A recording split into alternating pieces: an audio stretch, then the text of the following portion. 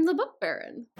Welcome in, everybody. So, before I get into literally anything, yes, I am tanner than when you last saw me. Your eyes have not deceived you. That is because I went on a vacation, which was wonderful, glorious. Yay, I got a break from work. However, I have returned with illness. I'm not feeling so hot. And it's gonna bring some weird energy. So sorry to anyone who this is the first video of mine that you've clicked on. What a choice that you've made. Might I suggest another one instead of this one? I'm not feeling well. Okay, so I have a little bit of a baby cold. That's not a very big deal. I'm a little bit nasally. Who gives a shit? The more significant factor that is like clouding my ability to think in any capacity, more than normal actually, which is shocking. You would think with the one brain cell that I've been banging around with that I couldn't spew any more nonsense than I currently do, but joke's on you. I have vertigo. I constantly feel like I'm gonna throw up, and I feel like my body is kind of swaying like this all the time. It's awful, it's miserable. I've tried everything on Reddit, nothing's working. Instead of being miserable and thinking about how I want to die a little bit on the couch, I decided to talk about something I like, which is books. That's what we're doing here today. We're talking about my May TBR. This TBR basically put itself together, which is literally the only reason I'm even filming this video, is because I was like, well, I want to talk about these books because these sound mighty scrumptious. I was literally keeping track of these of like, ooh, I want to read these next, which I'm realizing is literally just what a TBR is, but you get the point. Throughout the prior month, I've been keeping track of these. Okay, we're moving on. So lately, the mood I've been in, I've wanted to read some Captor Captives, so we have a few of those on there. I've been enjoying some older fantasy, so we've got a little bit of that. We're leaning into that. I've got some buddy reads coming up that I need to do, some new releases that I want to read. So there's a little smattering of something for everyone, hopefully. And hopefully I make more sense throughout this video. Anyways, let's just jump into the books, shall we? All right, first things first, we have a new release, and it's Devil's Peak by C.L. Menegon. First book in the Devil's Peak duet. Correct, you got it. So this is a kind of like romantic, dark romance. What? Oh, so many words that had romance in it, and none of them quite made sense. Okay, it's a dark romantic thriller. Those are some words that made sense. Small town. It's got like a serial killer. Anyways, let's talk about what this book's about. So the setting is in Devil's Peak. Yes, it's got a bit of a violent past. I mean, it is called Devil's Peak, so maybe we could have predicted that, but I digress. 14 years ago, about 5 women, I think, were brutally unalived. The killer was caught. Case was closed. The town moved on. We're good, we're Gucci, we're golden. However, current day, present day, new bodies are turning up. They're mutilated and being put in the same spot that the original murders kind of occurred in. Did that make sense? I hope so, because I'm moving on. Anyways, the town is like, do we have a copycat? Did we get the right person in the first place? What's going on here? Our hero's name is Chase. For some reason, I did not write down the name of the heroine, so that'll be a fun little mystery for me to find out about. But anyways, the killings apparently hit closer to home for this individual.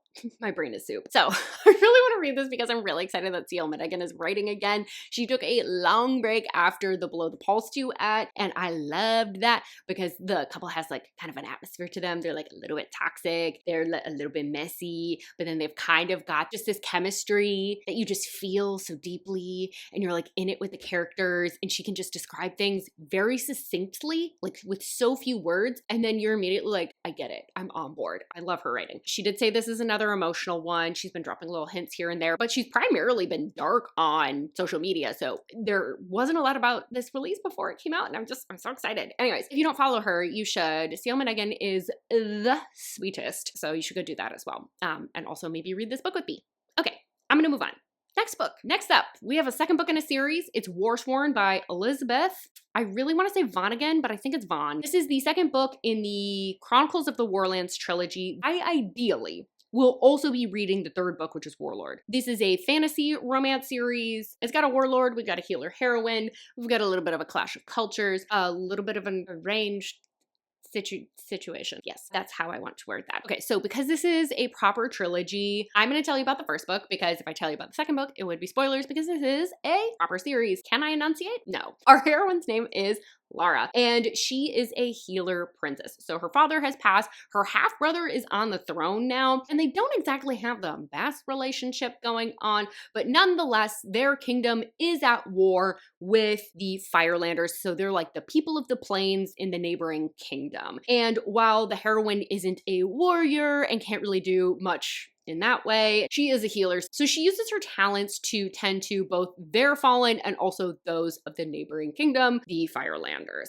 Now, this is a little bit kind of against the will of her brother. It's one of those situations where he'd really rather she didn't, but things are changing. The warlord has come to negotiate basically a peace settlement because he's like, hey, I would like to stop attacking you. And in exchange for that, you guys are going to give me a few things. I need some tribute. And one of those is going to be Laura. That's going to be his Warprize. She's basically going to be demoted from princess to slave amongst his people. So she's not exactly excited about this, but she realizes this is her duty. This is a sacrifice she must make for her people. Make sure that there is peace. And thus begins her life with the Firelanders. So this one, I enjoyed the first book so much because it's like kind of captive. It's got a little bit of a barbarian warlord, but he's also really respectful. It's about clashing of cultures. It's just got so many things that I really find very fun. And it's got like a solid plot while still having the romance really be the forefront. So I'm excited to continue on in this series, especially because I feel like the romance is just starting to kind of find its footing towards the end of that first book. And so I want to see where things go. There's still a lot that they don't know about each other. They haven't known each other for that long. There's a lot culturally that is very different about both of them that they really need to be able to navigate. I'm a little bit hesitant, however, because I did notice that the ratings drop on the second book. Typically, that doesn't happen in a proper series because like the first book kind of weeds out anybody that's generally not going to like the book. So generally, you kind of see the ratings actually improve. So this might have a little bit of sophomore slump, but I'm excited to be with my characters again because I love them so very much. And like I said, ideally, I will also read book 3 in this series. We will see if it happens. The person in front of me for these books reads so slow. I'm not pace shaming this reader. However, I am very excited about getting my hands on these books. And the Kindle copies are so expensive that I refuse to pay that amount of money. I might go see if my bookstore has some used copies of it. So that might be something I do this week as well. But anyways, let's move on. Next up, we have Daggermouth by H.M. Wolfe. So this is the first book in the Heart duology?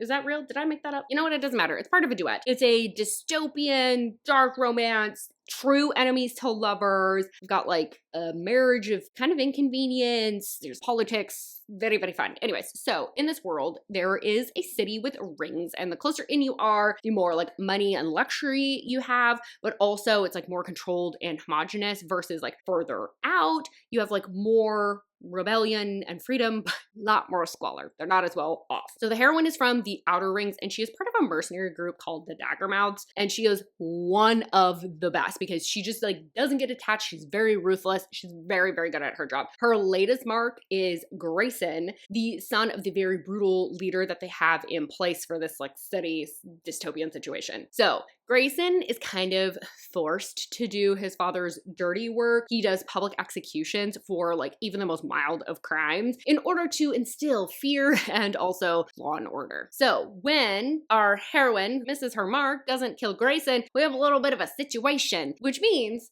Daddy Dearest is now ordering his son to marry his would-be assassin in a political marriage. Proof that he can control even the most rebellious from the Outer Ring. As you may or may not know, I have already made an attempt to read this book, so I got about 50% into this, and then I just couldn't finish it because the slump was kicking my booty. So I'm really excited to be reading this with Sam. I'm hoping this is gonna keep me. Did I even, oh my God, I'm just saying stuff and not telling you context. I'm gonna buddy read this with Sam. Sam reads a little.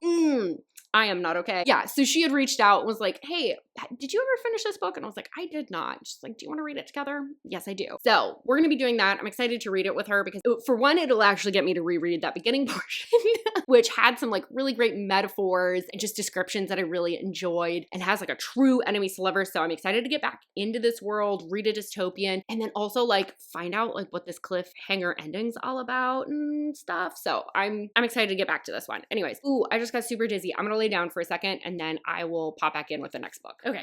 Hopefully things do not look too different. I just had to have like a cutesy little lie down for about 5 minutes. So the next book that I'm really hoping to read is The Winter King by C.L. Wilson. This is the first book in the Weather Mages of, I think that's a misspelling. It says menstrual. I just don't think that's right. So you know what? It's the first book in a series. Fantasy romance. It's got an arranged marriage. It's got enemies to lovers. I've heard it's supposed to be slow burn, but we shall see. So in this world, we have two kingdoms that have been at war, the Winter Kingdom and the Summer Kingdom. So our heroes Theros from the Winter Kingdom, and he is kind of like very handsome but battle hardened, as they often are. He carries a dreaded power called the Ice Heart, and it seems to be some sort of curse that he's had to embrace in order to avenge his brother's death, but it causes some complications because it is a curse. That's not fun. Anyways, peace finally comes, and the price is one of the king's daughters from the Summerlands must come over and become his bride. That is our heroine. Oh dear, I don't know how to pronounce your name. Kamsen? Guys, I just was like reading some stuff in Polish, and so my brain is having a hard time switching, and I don't know if that's right. But anyways, we have our heroine. She's a princess. She's on the summer side. She can summon storms, so that's her little magic. Not diminish that. Big magic. She is basically always been kind of pushed to the sides by her father because her father doesn't really like her, hence him putting her up to marry this guy. He's like, great, let's get rid of her. So marrying the enemy king was supposed to be a punishment, but for her, this actually ends up being the first taste of freedom she's ever really had. And sexy things are afoot. But then we also have the Ice Heart that we got to deal with. I imagine that will cause complications. So this was recommended for people that liked Warprize. And I have just like, ever since I read that book, I enjoyed it so freaking much. It was everything to me while I was reading it, even if it was a wee bit predictable. That's not the point. I enjoyed it. But it was recommended like literally everywhere that I looked for a recommendation. I was like Reddit threads, on Goodreads, on romance.io, on Storygraph, like everywhere that I looked, they were like, you'll probably like the Winter King. So that's why it's on my TBR. I need more of that goodness in my life. I'm also excited because it's in that like 600 page mark. And actually I've been finding lately that I like books that are a little bit longer. What's happening? What's happening to me right now? I don't have an explanation for this. I'm gonna be so for real. Who is she? She's a different person. A person with vertigo that feels like barfing and reading 600 pages. I am a lizard person. Okay. Let us move on to the next book. So next up, I have a reread, and it's When the Moon Hatched by Sarah A. Parker. So this is the first book in the Moonfall series. I don't know if this is a series, a duet. I don't remember how many books are going to be in here. Regardless, this is a romantasy. It's got fae, it's got dragons. So we have our heroine, and she is an assassin working for the rebellion. Her latest assignment is to, that's right, assassinate someone. And not get caught. Unfortunately, girlfriend is not able to accomplish that. There's a wee bit of a complication, and she is caught. And they really want to make an example out of her. She was killing off some kind of upper crust folk. So they want to make an example out of her, make her like a deterrent. I've already said this, we're moving on. So she is thrown in a very high security prison. Now this is where she ends up meeting our hero, and he ends up kind of following some moon shards into this prison and is like, what the actual fuck? Doth my eyes deceive me? There's nothing short of a miracle right in front of him. So I don't want to say anything more because this is beautiful, magical, and I think everyone should read it. So I am so excited because the next book is coming out towards the end of May. Everyone remain calm. I'll probably end up reading it in June if I'm being so for real. We're getting the follow-up. And there is usually, okay, hold on, back up. So many things just happened here. Okay, so I usually don't like to do rereads. That's because I think that if an author is talented enough, they should be able to get you back into the story and easily remind you of what was important without it being obvious, and you can just like jump into the next book. You shouldn't have to read everything back to back to back in order to get like a full sense. However, I love this book so much, and I've been wanting to do a reread anyway, and there is so much in here, and I feel like there's gonna be more that I pick up on my second read, and I wanna make sure, like, I really wanna make sure I'm not missing anything, because the epilogue, I read that 5 times. I have a burning passion for this book. I just want to make sure that I've got everything, that I'm good, I'm Gucci, I'm golden, I am good to read the next book. I have all the details that I need. I'm not going to miss a thing. I'm going to pick up on all the details when I read the second book. And also, I just want the joy of reading this book again because, and I'm in the mood for a long book. So, you know, this has really worked out for everybody. And I've been reading fantasy lately. Actually, who am I? Again, Invasion of the Body Snatchers. Okay, so let's move on. So next up is my priority. Oh, once again, spelling is not good. I have priority reef. I meant priority read. So that's great. I'm doing wonderful, guys.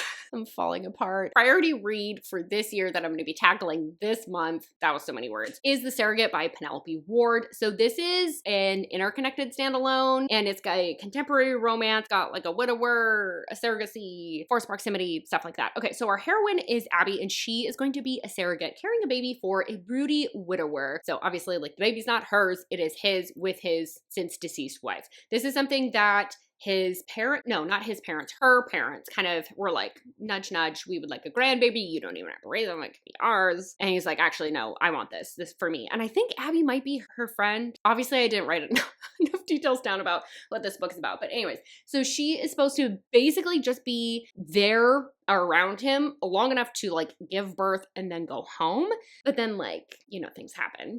Obviously, you know, animosity kind of turns into like some chemistry over the course of the pregnancy. So this has been a priority read because I remember like actually the month this came out, multiple people recommended this to me. Monica from Pardon This Book Addict and Sam from Sam Reads a Little both were like, delightful, you should definitely read this. And then I just haven't done it. Hence it being on my priority reads list. And then because I just read Unbreak My Heart, and that was like emotional and about being a parent, and it was messy and a romance, I am kind of looking for something similar, but maybe that doesn't actually have to deal with the with the kids, because the kids portion of that book was actually very tiring, although very sweet and enduring. So I think that this will kind of fit the bill of what I'm looking for and kind of fit that mood. All right, next up are going to be all of my vlog books, and we are doing dark romances, and we are specifically doing all captor captives. We're getting back to my roots. So when I did that TBR cleanup, there was a bunch of captor captive books that I was like getting really jazzed about once again. They make me kind of nostalgic because it was one of my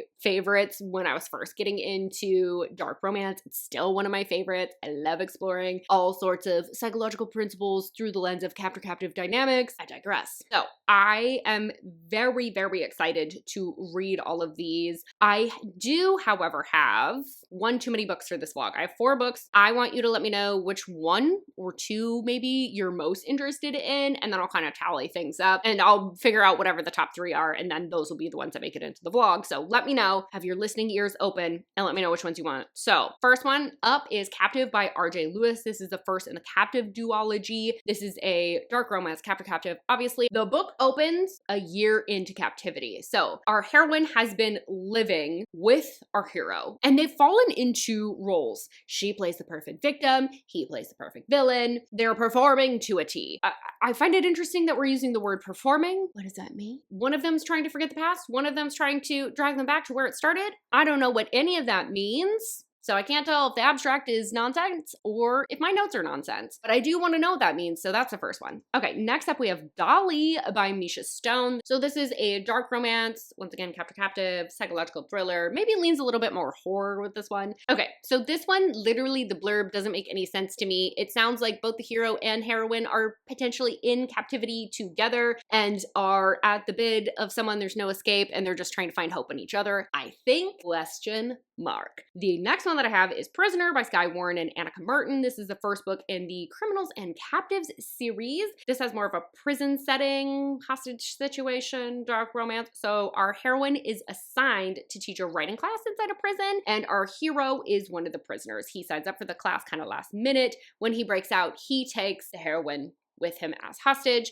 and then we kind of peel back why he wants her under his control. And then the final one, we have Captive in the Dark by C.J. Roberts, and this is the first in a duet, and once again, dark romance, captor captive. This one is kind of like a pioneer of dark indie romances, so that's partially why I wanted to read this one, but our heroine is kidnapped by our hero as part of a revenge plot that has been in the works for about 12 years. So the plan basically is to train her as a pleasure slave, sell her to a man he's trying to take down. So heavy on the content warnings. So let me know which of those sounds most interesting to you out of those 4, and we'll read those. Okay, yay, I made it through filming this video. I'm gonna go lay down. I have no idea when I'll get this video to you. Hopefully sometime this week. So first off, let me know if you've read any of these books, what you thought of them. Did you like them? Did you hate them? Let me know about the vlog, which of those 4 sounds most interesting to you. If you like all of them, then we shall randomize which ones go in there. And yeah, that's it. Thanks for hanging in there with me. I feel like I made absolutely no sense throughout this entire video, so hopefully this is somewhat enjoyable for you. Don't forget to like the video if you liked it, and for me powering through, a little gift to me. And don't forget to subscribe if you would like more content from me. I'd like to have you back on more videos. So I really, really hope I see you on my next one. Bye-bye!